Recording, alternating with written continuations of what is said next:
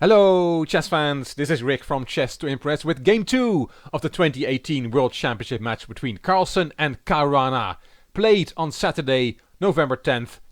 Here we see the handshake before the game. Carlsen was white, Caruana was black. Let's get straight into it. Game 1 had been an epic battle which lasted 7 hours. What would Game 2 bring? The world champion opened with d4, knight f6 from his challenger, knight f3, d5, c4 and e6. For the first time we see a queen's gambit between these two players, with Carlsen as white. Knight c3, bishop e7, bishop f4, Caruana castled, e3 and c5. A lot of tension there in the center. Carlsen immediately resolves that tension. He took on c5, bishop takes, queen c2, knight c6 and a3. To prevent the knight coming to b4 or the bishop coming to b4. Queen a5 from Caruana. And don't think you can win a piece with b4. It looks for a moment that you win a piece with that pawn fork, but then there is bishop takes b4 and you cannot take back because your rook on a1 is hanging. The world champion was not going to fall for that, and after queen a5 he played rook d1. And here Caruana came up with a surprise that he had prepared beforehand, rook d8. Caruana said afterwards in the press conference, maybe it's not the best move, but very hard to figure out for white over the board how to play against it. It's very complicated. And Carlsen said it's an illogical move as it's taking the escape square away for the queen. So the move knight d2 becomes very tempting with the idea knight b3. Hitting the queen and threatening to take the bishop pair.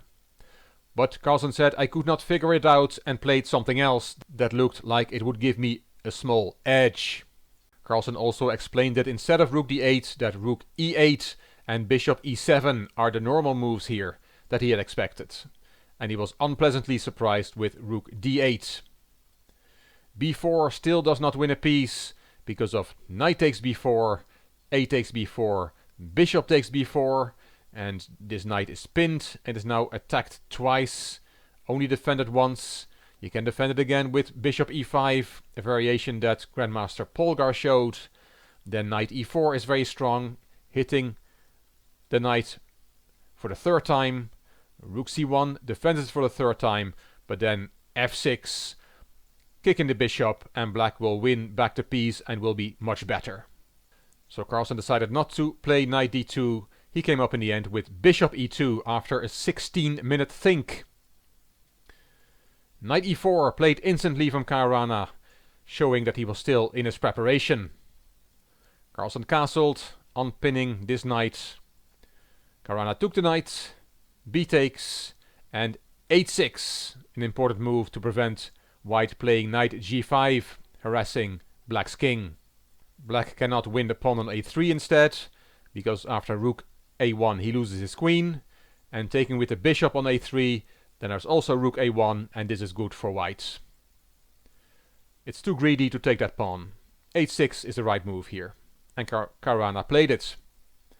Here knight d4 or knight d2 was looked at in many of the broadcasts that I followed, with the idea of knight b3 to win the bishop pair. But Carlsen chose a4 instead. Knight e7 with the idea of developing the bishop from c8 to d7 as the knight is now protecting the d5 square. Bishop d7 straight away does not work because then c takes d5, e takes d5, rook takes d5 wins the pawn for white. That's why Caruana played knight e7. Carlsen felt he was spending too much time and played knight e5 quite quickly. He said on intuition, and it was a misjudgment. He had missed something. I'll show you that later. Bishop d6 by Caruana. He kept playing quickly, still being in his preparation. If black can complete his development, white can be in trouble with his weak pawns on the queen side. But for the moment black has not fully developed yet. Alexander Grishuk said black may want to play his queen back to c7 and he's putting overall pressure on white's pieces. Carlsen played c takes d5, knight takes d5, and only now did Carlsen see that he missed something. Knight c4 was his first thought, and it looks to win material. It's forking queen and bishop. If the queen goes back to c7, then there is bishop takes d6, rook takes d6, knight takes, queen takes, and white has won an exchange. But what Carlsen had missed when he played knight e5 is queen takes c3. A nice trick.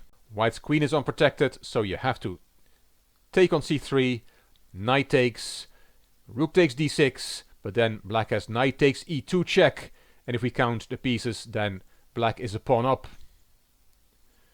So after knight takes d5, knight c4 does not work. Carlsen saw that on time and chose something else. He played bishop f3. And now it's not good for black to take on c3, grabbing a pawn, because of queen takes, knight takes, and then white can play knight takes f7. Both rooks are hanging. Let's look at this variation, which was given in one of the broadcasts I followed. Knight takes d1, knight takes d8, bishop takes f4, and rook takes d1. This looks dangerous for black, with two of his pieces still at home. Black is behind in development. So after bishop f3, Caruana chose something else. He took on f4, e takes f4, and then he took on e5. Carlsen thought, will I take back straight away or first take on d8? And in the end he chose to first swap the rooks. Queen takes and f takes e5. Black will now be able to develop his queen side, then he will have no problems at all, as his pawn structure is a lot better than white's. White has the active pieces, but he has to play actively to make sure he doesn't get worse. Also on the clock, Caruana was doing well. He had almost an hour more than Carlsen. Queen c7, rook b1, and rook b8.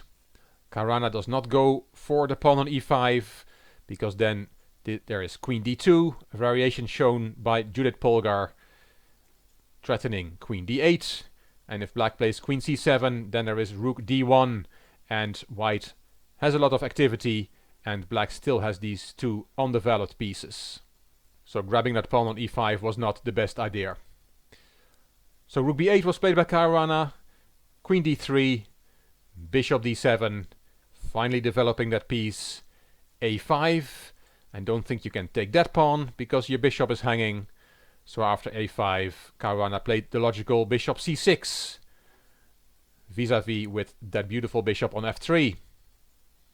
Carlsen played queen d6, the queens were swapped, and Caruana took on f3, ruining white's pawn structure on the king side, but fixing white's back rank problem of not having heir for his king, which can be an issue in some variations.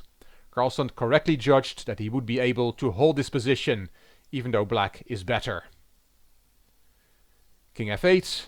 Grandmaster Sarah once said black is slightly better, but it's hard to see Carlsen lose this rook endgame. c4, king e8, a6, b6, c5. You cannot take that pawn because your rook is hanging. So after c5, Caruana played king d7, c takes, a takes, a7, you have to go in the corner, rook takes, and king g2. This is equal and not that exciting, was the verdict of the grandmasters on the different internet platforms about this position. Black is going to win this weak pawn, but then it will have 4 against 3 on one side of the board. Very similar to yesterday, although the pawn structure is different. e5, rook b4, giving up the d pawn straight away, which you won't be able to save anyway. f5, rook back to b6, king e6, and now Carlsen forces Caruana to take that pawn. He took with the king, rook b5, king e6, a check, king back, rook b5, king up again, another check, and now Caruana went to g5, rook b5, king f4, another check, and e4 to block the check. A pair of pawns was swapped, and we have 3 against 2 on one flank, with black having the extra pawn, the same ending as in game 1. And also there, black had the extra pawn. In that game, Carlsen was able to set some traps that you and I would have fallen for, but Caruana didn't, and made it look easy to save the draw. In this game, it was a lot more difficult for black to torture his opponent, so the game petered out to a draw quite quickly. Carlsen played h3, rook a5, rook b7, check, king f1, rook g6, rook b4, rook g5, the rook went back, and so did black's rook, and after rook b4 both players agreed to remove repetition. This game was drawn. As said, Caruana did not torture his opponent like Carlsen did to him yesterday, and that's not because Caruana is a nicer guy. There's just nothing to play for here for black. He cannot set his opponent any problems. So the second day in a row that black did not have any problems and in fact had an edge on the board. And of all 15 decisive games between Carlsen and Caruana, 8 have won by white and 7 by black, so black has done quite well in the games between these two players. So we have another draw, 2 draws in the table, and this is a picture of the press conference. And please note how the nameplates are the wrong way around. Caruana sits behind Magnus Carlsen's nameplate and Carlsen behind Caruana's nameplate. In the press conference, Carlsen said, "I try to find a safe way to play for an edge after rook d8. It's unpleasant to face a move that is clearly based on complicated variations and be unprepared. It reminds me of a Korchnoi-Karpov game from their 1978 match, where Karpov played a novelty, which was rook e8, and Korchnoi almost refuted it over the board. Nowadays you're not only playing against your opponent's preparation, but also against his computer, which makes it a lot more difficult to refute a new idea over the board." Caruana said this rook d8 idea is a very rare move that was played around 40 years ago by strong players and then was forgotten about. There seems to be a trend in modern chess that black has a lot more creative freedom because of the help of computers. And that is Caruana's explanation for black doing very well lately in top level chess, and also in this match in the first 2 games. So computers are not killing the game of chess, they are giving new, as Caruana called it, creative freedom. Very nice term. Sunday the 11th of November will be a rest day, and game 3 will be played on Monday the 12th of November, with Caruana behind the white pieces. I will be here after the game to tell you what happened. If you enjoyed this video, please give it a thumbs up, please subscribe to the Chess to Impress channel, and please leave a comment. I will read them all and I will reply to them all. If you liked the video, it would be great if you could share it on social media by clicking the share button on YouTube. This is Rick for Chess to Impress. Thank you for watching.